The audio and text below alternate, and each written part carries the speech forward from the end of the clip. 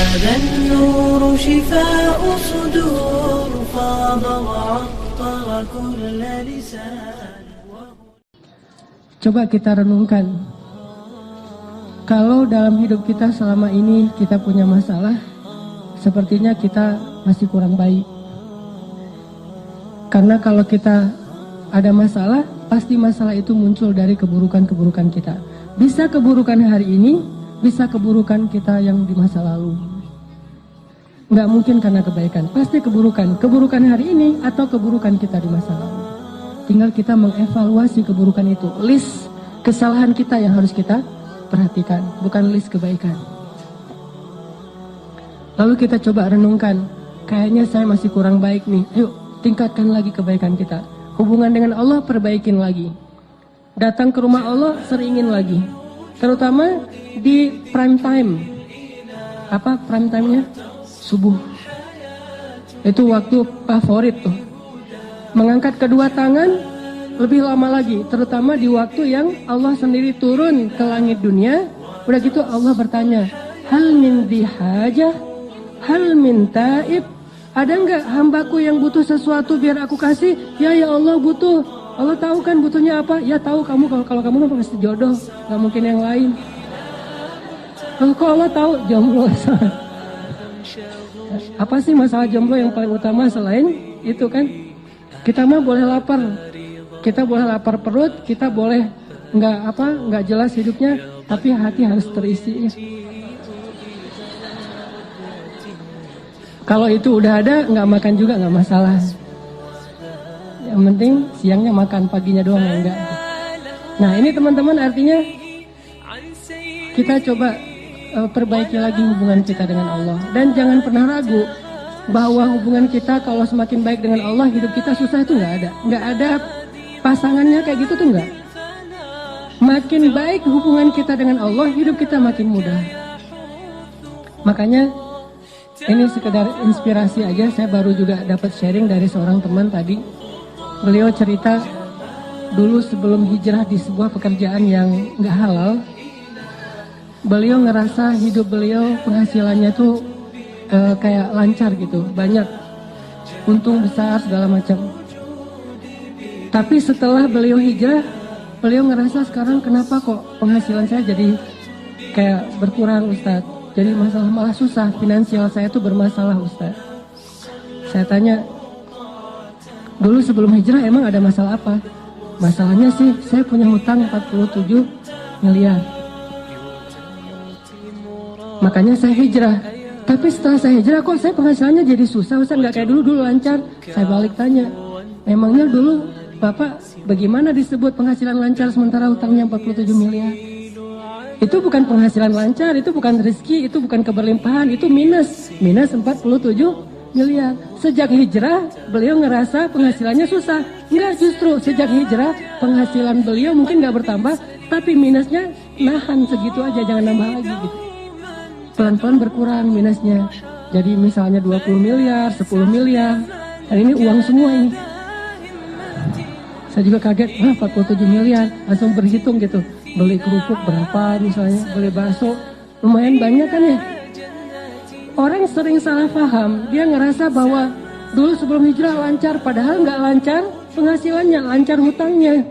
Setelah berhijrah mungkin seret gitu. Tapi hutangnya juga seret. Penghasilannya Allah akan perbaiki secara bertahap.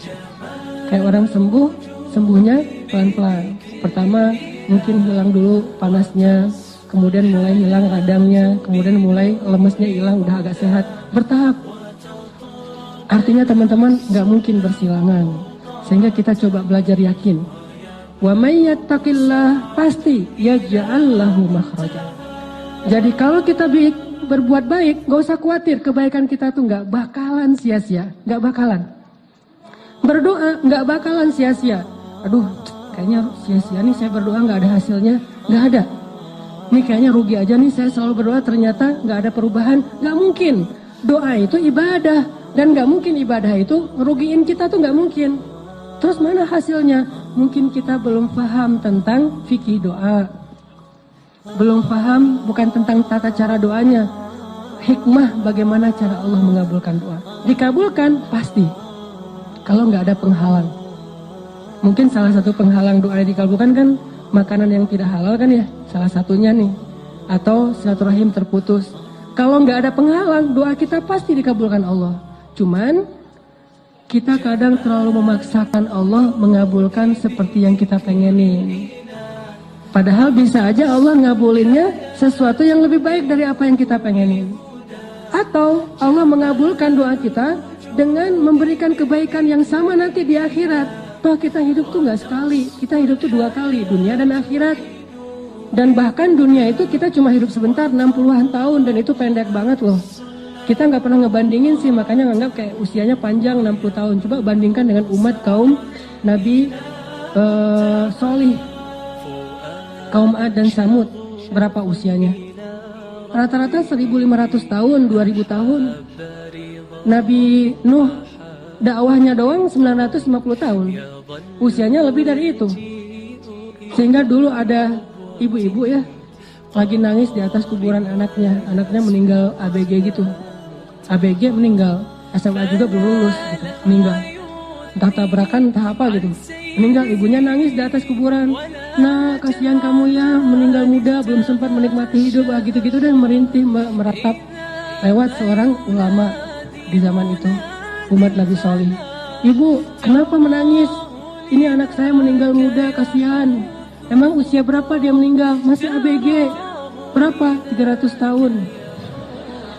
300 tahun ABG coba.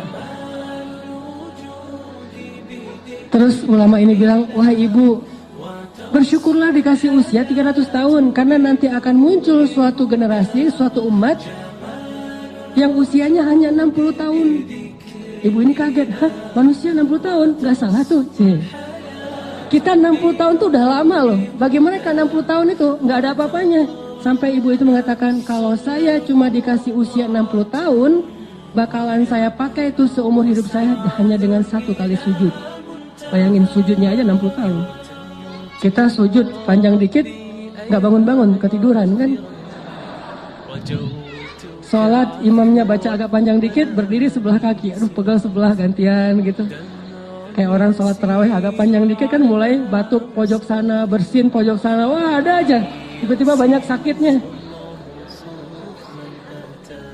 Umat Nabi Solih ibadahnya sujudnya doang 60 tahun. Bahkan Allah menciptakan malaikat setiap hari khusus tugasnya untuk sujud pada Allah. Jadi diciptain langsung sujud dan tidak bangkit dari sujudnya sampai hari kiamat. Berapa jumlahnya? Sehari 70.000 malaikat. Setiap hari Allah menciptakan 70.000 malaikat yang tugasnya itu untuk sujud, memenuhi Baitul Ma'mur, memenuhi langit dunia. Sehingga Baitul Ma'mur itu kata Nabi sesek luar biasa. Saking seseknya, seandainya Baitul Ma'mur itu retak gara-gara dipenuhi malaikat, maka retakan dari Baitul Ma'mur itu akan jatuh ke atas Ka'bah tepat. Penuh dengan para malaikat. Bayangin sehari 70.000. Dan satu malaikat itu ukurannya lebih besar daripada bumi. Bumi di hadapan para malaikat kayak bola apa? Kayak bola pingpong kali. Jibril doang. Satu Jibril ketika menyampaikan wahyu kepada Rasulullah, itu kan Jibril dengan wujud aslinya tuh. Kemana Nabi ngelihat ke langit itu ada wajah Jibril. Di situ Jibril. Semuanya dipenuhi oleh Jibril. Nabi lari, dipanggil sama Jibril, ya Muhammad, jangan lari, saya Jibril, kamu Rasulullah. Nabi takut karena gak kenal sama Jibril. Tiba-tiba di follow gitu kan sama Jibril. Wah ini siapa nih followersnya? Ngeri lagi followersnya, Jibril. Bayangin Allah menciptakan 70.000 malaikat yang tugasnya cuma untuk sujud. Jadi artinya kita hidup itu nggak cuma di dunia, kita hidup 2 kali, dunia dan akhirat. Dan adegan kehidupan akhirat yang kita tahu itu terlalu disingkat oleh kita. Padahal satu ayat itu kalau dibedah bisa sampai 100 bahkan 1000 tahun. Ada banyak sekali adegan-adegan di akhirat yang kita jarang memikirkannya. Dan adegan itu pasti akan kita lalui, kita jalani. Sehingga kalau doa kita nggak dikabulkan di dunia, nggak masalah, tetap kebaikan. Nanti kita dapatkan ketika di padang mahsyar. Misalnya, ya Allah, mudah-mudahan saya bisa punya kendaraan. Masa naik angkot terus? Masa jalan kaki terus? Pengen punya motor juga nggak apa-apa ya Allah. Makanya kalau minta jangan tanggung-tanggung. Mobil ya Allah. Atau nggak usah mobil, roda 3 juga nggak masalah. Demo ya. Ya Allah, saya pengen punya kendaraan. Doa, pengen punya kendaraan. Ternyata qadarullah, dalam sekian lama dia berdoa nggak punya kendaraan, meninggal masih jalan kaki atau paling-paling sepeda ontel, nggak punya kendaraan bermotor. Apakah doa dia sia-sia? Nggak. Berarti kalau nggak dikabulkan sejak dia hidup di dunia, nanti dia di surga tuh atau di padang mahsyar udah punya kendaraan. Tiba-tiba datang kayak Alphard gitu kan di padang mahsyar itu, dijemput gitu. Silakan Mas, ini apa nih kok ada Alphard di padang mahsyar gitu kan ya? Toyota. Kenapa nih kalau ada Alphard di padang mahsyar? Kan dulu Mas berdoa pengen punya Alphard. Ya udah, karena nggak dikabulkan di dunia, dikabulkan di surga. Wow, bener nih, bener ya. Udah jalan lancar tuh. Yang pasti dia dapat apa yang dia minta. Terus kenapa kita ragu-ragu minta sama Allah yang terbaik? Kalau nggak dapat di dunia ya dapat di akhirat, sama aja kan? Sama-sama hidup kok. Malah di sana lebih butuh dari apa yang kita dapatin di dunia.